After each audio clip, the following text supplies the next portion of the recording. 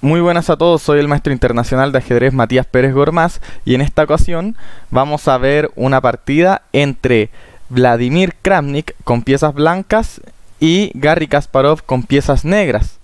Ya, entonces en esta oportunidad en el canal de Matichess vamos a tocar un tema que estoy trabajando con mis alumnos, el cual es, yo le llamo el desequilibrio dinámico del material. ¿Cómo lo podemos explicar esto? Como la desigualdad de material en el tablero, pero cuando el bando que muchas veces tiene desventaja material tiene una gran actividad que compensa por completo el déficit.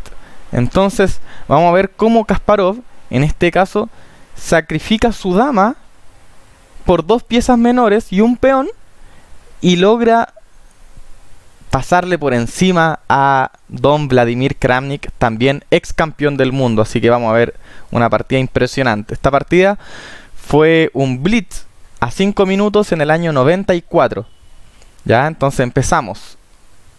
Empezó con D4, caballo F6, C4, G6, caballo C3, alfil G7, E4 y D6.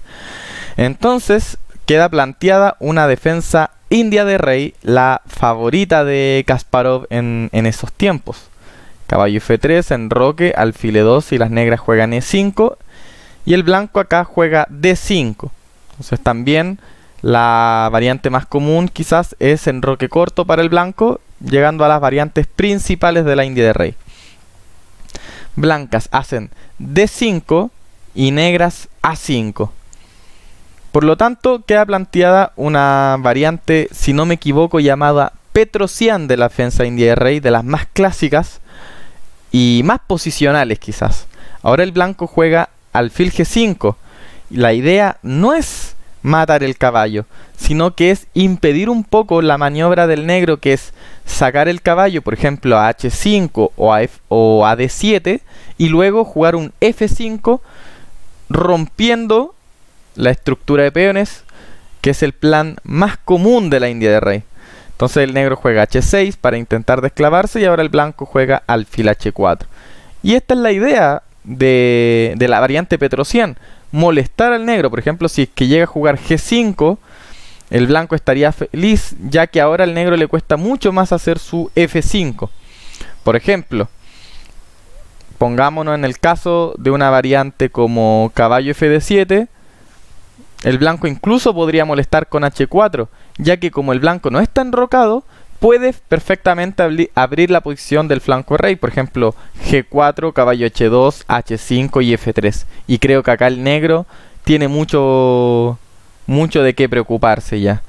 Por lo tanto, Kasparov juega de la manera más habitual, con caballo A6. Como sabemos, este caballo perfectamente situado en C5, enroque. Ahora Kasparov hace alfil D7. Las blancas, la típica caballo D2, en el caso de que necesiten hacer un F3, muy normal. Además le dan sobreprotección al punto E4. Y ahora Kramnik hace una movida acá que quizás es el error que le permite a Kasparov jugar esta idea, la gran idea de la partida, que es B3. ¿Qué movida hubiese sido más normal? Por ejemplo, creo yo haber jugado... Bueno, tampoco es tan fácil. Estoy meditando un poco. Por ejemplo, haber jugado F3 o movidas de ese estilo. También torre B1 tiene algo de sentido. Y veamos B3, porque uno quiere acá con blanca jugar B4. Y obviamente no lo va a hacer así, porque si no quedaría horrible la estructura de peones, perdería un peón. Pero si hago A3 sería muy mala, o sea, no muy mala, pero para un jugador fuerte, las negras rápidamente encontrarían la movida A4 buena, con lo que fijan este peón. Por ejemplo, ahora si las blancas intentan de igual manera un B4, peón por, caballo por, la estructura del blanco estaría arruinada. Un C5 sería imposible de hacer. Y bueno, el peón D4 no se puede comer porque está clavado el caballo de F6, pero quizás sí se podría hacer en algún momento, por ejemplo, una movida como... A mí me gusta, por ejemplo, caballo A4, y creo que el negro está muy bien, porque el C5 es casi imposible de hacer ya para las blancas, y en eso gira el plan del blanco. Entonces creo que A3 sería una movida bastante dudosa, por no decir mala. Por eso el blanco, Kramnik, un jugador obviamente de clase mundial, hace B3 para seguir con A3 y luego B4. Se demora unos tiempos más, pero se logra hacer el B4 y el posterior C5 con ventaja blanca.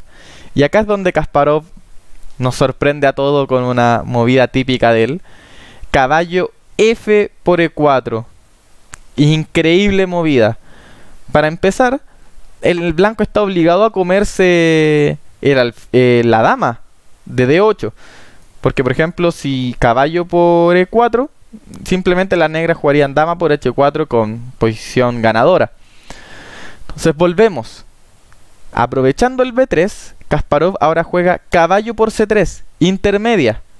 Lleva un peón y una pieza recuperada. Ataca la dama y el alfil. Y las blancas, claro, no pueden hacer cualquier movida como dama C2 o dama C1. Sería peor aún. Tienen que jugar dama E1. Y ahora el negro juega torre F por D8. Y podemos, si contamos, la dama asignándole un valor de 9 puntos, las negras tendrían 7. O sea, encontramos el desequilibrio de material. O sea, el jugador de negras tiene menos material teórico que el blanco, pero su actividad dice lo contrario. Para empezar, tenemos dos factores que inclinan la balanza quizás al jugador de negras. El primero es la disposición de peones, ya que, por ejemplo, el negro luego de F5 y E4 y ese alfil que entra al juego va a ser letal. Las piezas, fíjense, las piezas blancas no tienen una posición segura donde jugar. Y además, como ya mencionamos, la gran debilidad de cuadros negros del blanco va a hacer que las piezas negras se activen muy fácil. Vamos a ver cómo siguió. Kramnik hizo torre C1. Kasparov aprovechó de comer un segundo peón. Ya con eso se aseguró dos caballos fortísimos. El peón de B3 va a ser un peón débil toda la vida. Cuesta mucho buscar un plan para Kramnik acá. A pesar de tener dama, además, no hay un plan. Juega alfil D1 y ahora Kasparov E4. Rápidamente activando ese alfil. Torre B1, torre 8. Planteando algún día un E3 o alfil D4 y E3. Kramnik debe evitar esto con dama E3 y ahora Kasparov inicia su ataque de peones, que ya se está jugando solo. O sea, quizás G5, F4 y el negro está aplastando a Kramnik. H4 hace Kramnik, torre F8. Juega Kasparov, muy obvia para impulsar el peón F4. G3 y ahora Kasparov trae su otra torre y ya vemos que Kasparov tiene una posición muy armónica de piezas y Kramnik no ha podido encontrar la armonía en sus piezas, no ha podido activarlas. Rey G2, ahora Kasparov la obvia, caballo BD3. Esa casilla estaba pintada para ese caballo.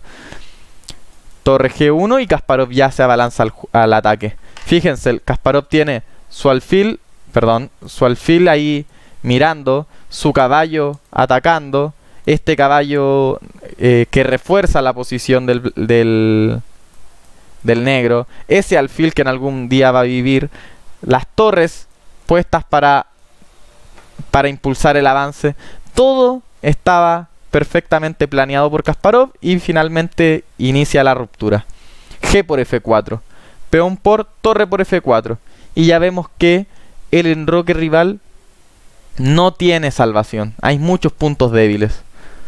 Vamos a ver cómo siguió. H5 y Kasparov no tomó en cuenta ese peón y jugó G5, torre F1 y torre H4. Ya creando amenazas como alfil H3 o alfil E5 o torre F8. Son demasiadas cosas de que preocuparse. A torre H1, Kasparov vuelve a torre F4. Recordemos que también es un blitz a 5 minutos. Entonces, obviamente, quizás muchos detalles se pasan por alto. Ahora Kasparov continuó con torre F8. Kramnik juega F3 y ahora sí torre H4. En una mejor condición, me imagino. Kramnik juega F por E4 y Kasparov caballo F4.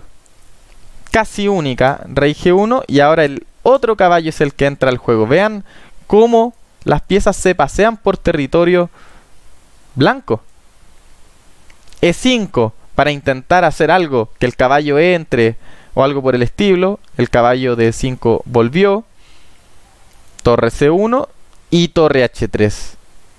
Se acerca lo peor. Caballo F3, G4. Y después de G4, la posición ya es muy triste. Recordemos que las negras tienen dos piezas, dos peones, y si ya es una tercera pieza, pasan arriba en el material matemático, por decirlo así, en la cuenta de puntos, y además en la actividad de piezas.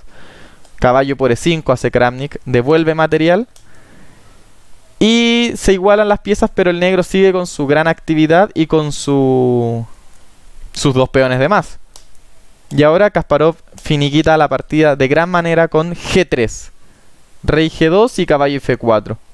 La típica posición en la que el peón domina las dos casillas negras y el caballo se encarga de las casillas blancas. Posición típica de red de mate, ¿cierto? Si por ejemplo rey G1 vendría mate, y si rey F1 también muy simple, acá jaque, rey G1 jaque seguido de coronar. Y obviamente si rey F2, la táctica muy simple sería torre 1, intentando coronar y desviando el rey de la defensa de la casilla de coronación. Así que bueno, la partida terminó después de caballo F4.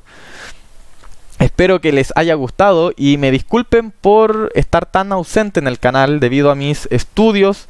Ha estado difícil. Ahora en estas fiestas intentaré subir algunos videos y se viene la partida 2, el ejemplo 2 de sacrificio de dama del gran Garry Kasparov. En este caso fue un sacrificio de dama por actividad. En el próximo video vamos a ver un recurso defensivo de sacrificio de dama de Kasparov, que igual termina ganando la partida a pesar de que el nombre sea defensivo. Así que bueno, el próximo video lo voy a grabar yo creo enseguida, pero lo subiré cuando este llegue a las 1000 visualizaciones. Creo que es una buena meta, así que compartan, difundan el ajedrez y cualquier comentario es bien recibido. Esto es el canal de Matichess y gracias por las visitas. Si les gustó el video, acuérdense dar like y suscribirse si no están suscritos. Chau.